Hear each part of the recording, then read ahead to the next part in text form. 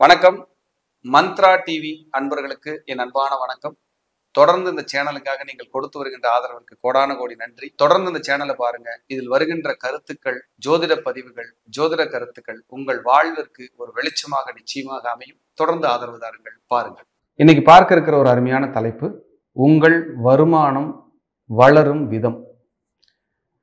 அதாவது பணம், பொருளாதாரம், சொத்து, எக்கனாமிக்கல் growth, இதுதான் ஒரு மனிதனுடைய உச்சபட்ச நோக்கம்.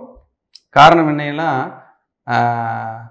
அருள் இல்லாதவருக்கு அவ்வுலகம் இல்லை, பொருள் இல்லாதவருக்கு இவ்வுலகம் இல்லைன்னு சொன்ன மாதிரி, பொருள் எக்கனாமிக்கல் பணம் அப்படின்றது ரொம்ப ரொம்ப ரொம்ப ரொம்ப முக்கியமான ஒரு சப்ஜெக்ட் ஆயிடுச்சு. அது நம்ம ஜாதக ரீதியாக நமக்கு எக்கனாமிக்கல் growth எப்படி இருக்கும், அந்த பணத்தை குறிக்கக்கூடிய இடம் என்ன சொல்லுது, இதெல்லாம் நீங்கள் தெரிஞ்சுக்கிட்டு உங்களுக்கு பணம் சம்பந்தமான அத்தனை விஷயங்களையும் நான் இந்த எபிசோடில் நான் சொல்கிறேன். நீங்கள் புரிஞ்சுக்கங்க. உங்கள் ஜாதகத்தை வச்சு பார்த்தீங்கனாலே எஸ் கரெக்டாக இருக்குப்பா, ஆமாம் கரெக்ட் இல்லை அப்படிங்கிற மாதிரி உங்களுக்கு புரிகிற மாதிரி நான் இதில் சொல்கிறேன். நீங்கள் தெரிஞ்சுக்கலாம். முதல்ல பணம் வரக்கூடிய பாவகம் அப்படின்னா ஜாதகத்தில் 2ஆம் பாவகம். பணத்தை கொடுக்கக்கூடிய கிரகங்கள்னா 2ஆம் அதிபதி குரு, சுக்கிரன், இவங்க தான் பணத்தை கொடுக்கக்கூடிய கிரகம். இந்த பணம், பொருளாதாரம் எப்போ ஒரு மனிதனுக்கு வளரும், பேங்க்ல டெபாசிட்டா நம்ம பண்ண முடியும் அப்படின்னா தசாபுத்திகள் நமக்கு சம்மதிக்கணும். முதல் ரூல் அதுதான். தசாபுத்தி, அந்த தசாபுத்தியை 2ஆம் அதிபதி தசாபுத்தியே வரல, இல்லைன்னா எனக்கு பணமே வராதானா, அப்புறம் குரு சுக்கிரன் இவங்க 2 பேர்த்தையும் நீங்க பார்க்கணும். 2ஆம் அதிபதியும் பார்க்கணும். அவங்க நல்ல நிலைமையில் இருந்தா நீங்க உங்க உழைப்புக்கு தகுந்த ஊதியம் வந்துட்டு இருக்கும். இப்போ ஒருவருக்கு பாருங்க, குருவுக்கு சந்திரன் 6, 8, 12 மறையுது, இல்ல சந்திரன்ல இருந்து எண்ணும்போது குரு 6, 8, 12 இருக்காருன்னா அவங்க உழைப்புக்கு தகுந்த ஊதியம் பெறுவதே இல்லை. இந்த மாதிரி உங்க ஜாதக ரீதியாக நிறைய டிப்ஸ் இருக்கு. அதைத்தான் நம்ம இதுல பார்க்க போறோம். அப்ப 2ஆம் அதிபதினு சொல்லக்கூடியவர் உங்க ஜாதகத்தில் யாருன்னு பாருங்க. முதல் ப்ரிஃபரன்ஸ் அவருக்கு தான், 2ஆம் அதிபதிக்கு தான். 2ஆம் அதிபதி யாரு உங்க ஜாதகத்தில்? உதாரணத்துக்கு என்ன லக்னத்தை எடுத்துக்கலாம்னா, ஒரு சிம்ம லக்னத்தை எடுத்துக்குவோம். 2ஆம் அதிபதி யாருன்னா புதன் தான். அந்த புதன் நல்ல நிலையில் இருக்கணும். நல்ல நிலைனா என்ன சார்? முதல்ல அஸ்தங்கம் ஆகக்கூடாது. ஆட்சி, உச்சம், மூலத்திரிகோணம் பெறுவது. இப்போ புதன் வந்து கன்னி வீட்டில் ஆட்சி, உச்சம், மூலத்திரிகோணம் 3மே அடைவர். புதன் வந்து பாவிகளோட சேரக்கூடாது. அவருக்கு பாவிகள் யாருன்னு பாருங்க, அவரோட சேரக்கூடாது. புதன் குறிப்பா ராகுகேதுகளோட சேரும்போது அதை விட ஒரு நெருக்கடி எதுவுமே இல்லை. அந்த ராகுகேது கூட 2ஆம் அதிபதியாகி ராகுகேதுகளோட சேரும்போது நிறைய தொல்லைகளை அனுபவிக்கிறாங்க. இந்த ராகு கேது கூட 2ஆம் அதிபதி சேர்ந்தாலோ அல்லது 2ஆம் அதிபதி ராகு கேதுவின் நட்சத்திரத்தில் இருந்தாலோ நீங்க ஒரு பணத்தை கொடுத்துட்டு உங்களால வாங்க முடியாது. வெளியில நீங்க பொருளாதாரத்தை கொடுத்துட்டு அந்த பணத்தை வாங்க முடியுமானா வாங்க முடியாது. அல்லது ராகுவோ கேதுவோ 2ஆம் இடத்தில் இருந்தாலும் உங்க பணம், பொருளாதாரம் போய் லாக் ஆயிடுச்சுன்னா திரும்பி வராது. 2ஆம் இடத்துக்கு ராகு கேதுவோட தொடர்பு, அதாவது 3ஆம் இடத்திலிருந்து கேது இருக்கிறாரு, ராகு இருக்காருன்னா அடுத்தது 2ஆம் இடத்துக்கு தான் வருவார். இவர்களாலையும் பொருளாதாரத்தை, பணத்தை, கொடுத்த பணத்தை திருப்பி வசூல் பண்ண முடியாது. இவங்கெல்லாம் நான் ஃபைனான்ஸ் பண்றேன் சார் அப்படின்னு சொன்னாங்கன்னா இந்த பணத்தை வாங்குறதுங்கிறது சவாலா இருக்கும்.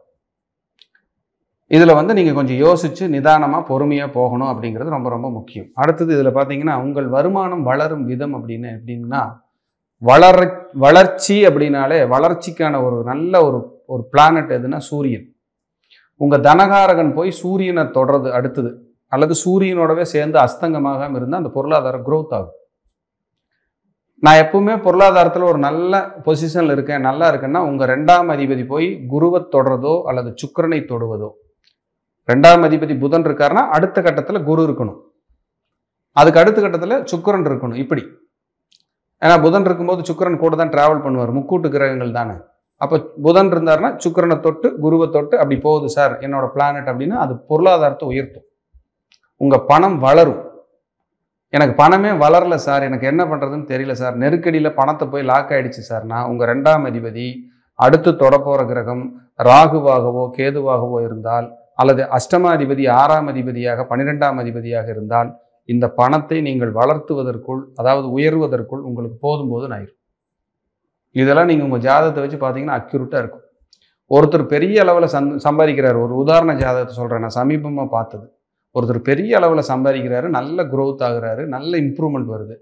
டக்குன்னு ஒரு கட்டத்தில் நல்ல அந்த பணமெல்லாம் லாஸ் ஆகிடுது, பிரச்சனை ஆயிடுது. என்ன சார் அப்படின்னு பார்க்கும்போது அவர் பாருங்க, அவருக்கு குரு போய் அடுத்து தொட போகிற கிரகம் ராகு,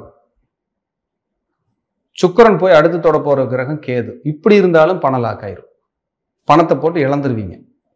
உங்க குரு அடுத்து தொட போகிறது ராகுவை, சுக்கிரன் அடுத்து தொட போகிறது கேதுவை. இப்படி அவர் ஜாதகம் இருந்தது. நான் சொன்னேன், கேட்டேன், சார் நீங்கள் ஏதாவது பெரிய பொருளாதாரத்தை உயர்வு பெரிய அளவில் கொண்டு வந்து இப்போ எல்லாமே இழந்து நிற்கிறாங்களா சார்னா எஸ் அப்படிங்கிறார். அப்போ என்ன காரணம்னா, ஒரு பொருளாதாரத்தை இழப்பதற்கும் இந்த ராகு கேதுகள் அந்த பண கிரகங்களுக்கு முன்னாடி நின்றுட்டு தடை போட்டுட்டு இருந்ததுன்னா அந்த விஷயத்தையும் உங்களுக்கு அது நிறைவு செய்து கொடுப்பதில்லை. இப்போ இந்த மாதிரி குருவோ சுக்கிரனோ 2ஆம் அதிபதியோ அடுத்தது ராகு கேதுவையோ அல்லது 6, 8, 12 அதிபதிகளையோ தொடுவதாக இருந்தால் நீங்கள் செய்ய வேண்டிய வேலை, வரக்கூடிய பணத்தை சேஃப்டி பண்ணணும் அப்படிங்கிறது ரொம்ப ரொம்ப முக்கியம். நமக்கு எல்லா நாளும் இப்படியே பணம் வந்துட்டு இருக்கும், நம்ம ஜாலியாக இருந்துருவோம்னு நீங்கள் நினச்சிங்கன்னா தப்பாயிரும், பிரச்சனை ஆயிரும். அப்போ ஒரு லேண்ட் வாங்குறது, இன்வெஸ்ட்மெண்ட் பண்ணுறது, இல்லை ஒரு டெபாசிட் பண்ணி வைக்கிறது, ஒரு ஜுவல் எடுத்துக்கிறது, இந்த மாதிரி உங்கள் குடும்பத்திற்கு தேவையான ஒரு சேஃபர் சைடு வாழ்க்கையை நீங்கள் இந்த பணம் பொருளாதாரத்துக்கு இந்த கிரகம் இருந்ததுன்னா நீங்கள் பண்ணிக்கணும். இந்த பொருளாதாரம் உயருது, நான் நல்லா இருப்பேன்னு சொன்னால் உங்கள் ஜாதகத்தில் 2, 5ஆம் அதிபதிகளும் 2, 9ஆம் அதிபதிகளும் 2, 11ஆம் அதிபதிகளும் அல்லது சுக்கிரனும் 9, 5, 2ஆம் அதிபதியோ குருவும் 2, 5, 9ஆம் அதிபதியோ இணைவிருந்தால் உங்கள் பொருளாதாரம் வளரும். சார் நான் சம்பாதிக்கிற பணத்தை என்னால் அனுபவிக்க முடியுமா, நான் நல்லா இருப்பேனான்னு யாராவது கேட்டாங்கன்னா அவங்க ஜாதகத்தில் குரு 2, 5, 9 அதிபதிகள் தொடர்பில் இருக்கணும், இல்லை சுக்கிரன் 2, 5, 9 அதிபதிகள் தொடர்பில் இருக்கணும், அல்லது 5ஆம் அதிபதியோ 9ஆம் அதிபதியோ உங்கள் லக்னத்தை பார்க்கணும். அப்போ தான் நீங்கள் சம்பாதிச்ச பணத்தை அனுபவிக்க முடியும். 2ஆம் தரமாக உங்கள் லக்னத்தை குருவோ அல்லது சுக்கிரனோ பார்க்கணும். அப்போ தான் உங்கள் சம்பாத்தியம் நீங்கள் அனுபவிக்கிறதுக்கு அனுமதி கொடுக்கும். இல்லைன்னா நீங்கள் சம்பாதிச்ச பணம் யாரோ சாப்பிட்ருப்பாங்க, எங்கேயோ போயிடும், இழக்கிறதுக்கு கூட அது கரெக்டாக டைம் அது இழந்துட்டு போயிடுவீங்க. அப்போது நம்மளுடைய ஜாதக ரீதியாக தசாபுத்தி என்ன வேணாலும் நடக்கட்டும், பணத்தை காப்பாற்றுற சக்தி, பொருளாதாரம் வளர்கிற சக்தி இருக்கான்னு செக் பண்ணுங்கள் ஃபஸ்ட்டு. ஏன்னா இதில் எந்த ஒளிவு மறைவும் இல்லாமல் இப்படி தான் இருந்தால் இப்படி நடக்கும்னு நான் சொல்லியும் கொடுத்துருக்கேன். நீங்கள் எங்கிட்ட ஜாதகம் பார்க்க வரணுங்கிறதுக்காக இது பேசலை. ஏன்னா பேசுகிற மாதிரி இருந்தால் மறைச்சி தானே பேசியிருப்பேன், ஓப்பன் டாக் இருக்காதே. அப்போ நீங்கள் இந்த ரூலை தெரிஞ்சுக்கிட்டு நீங்கள் எங்கிட்ட பார்க்குறீங்க, பார்க்கல, அது பிரபஞ்சம் இறைவனின் சித்தம். நீங்கள் எங்கிட்ட பார்க்கணும், நீங்களும் நானும் சந்திக்கணும்னு விதி இருந்தால் இறைவனுடைய செயல் அது. ஆனால் இதை கேட்டுட்டு என்கிட்ட இப்படியெல்லாம் பொருளாதாரத்துக்கான கிரகம் இருக்குது, இதை நம்ம எச்சரிக்கையாக இருக்கணும், நீங்கள் எச்சரிக்கையாகி கரெக்டாக ட்ராவல் பண்ணுறது எனக்கு வெற்றி தான். ஸோ இதை தான் நான் சொல்ல வரேன். இந்த பொருளாதாரத்துக்கான விஷயத்தை நீங்கள் சரியான முறையில் பயன்படுத்தி உங்கள் ஜாதக ரீதியாக எங்கே லாக் ஆயிடுவோம், எப்படி இருப்புங்கிறது பாருங்கள். பேசிக்காகவே குரு ராகு, சுக்கிரன் ராகு, குரு கேது, சுக்கிரன் கேது, 2ஆம் அதிபதியோடு ராகு கேதுகள் இந்த இணைவு இருந்தாலே நீங்கள் பொருளாதாரத்தை என்னைக்காவது ஒரு நாளைக்கு இழக்க போகிறீங்க. இல்லை உங்கள் பொருளாதாரத்தை திட்டமிடாமல் கொண்டு எங்கேயாவது முதலீடு பண்ணி அதில் அப்படியே ஸ்தம்பிச்சு நிற்க போகுதுன்னு அர்த்தம். நீங்கள் இதில் கரெக்டாக இருந்துட்டீங்கன்னா தப்பு நடக்காது. இந்த மாதிரி பொருளாதார விஷயங்களுக்கு ஏதேனும் பிரச்சனைகள் இருந்தால் உங்கள் ஜாதக ரீதி அதுக்கான ரெமெடிஸ் எடுத்துக்கிட்டு நல்லா கொண்டு போங்க. மீண்டும் ஒரு நல்ல பதிவில் சந்திக்கிறேன். நன்றி, வணக்கம், வாழ்க வளமுடன். தொடர்ந்து இந்த சேனலுக்காக நீங்கள் கொடுத்து வருகின்ற ஆதரவிற்கு கோடான கோடி நன்றி. தொடர்ந்து இந்த சேனலை பாருங்க. இதில் வருகின்ற கருத்துக்கள், ஜோதிட பதிவுகள், ஜோதிட கருத்துக்கள் உங்கள் வாழ்விற்கு ஒரு வெளிச்சமாக நிச்சயமாக அமையும். தொடர்ந்து ஆதரவு தாருங்கள், பாருங்கள்.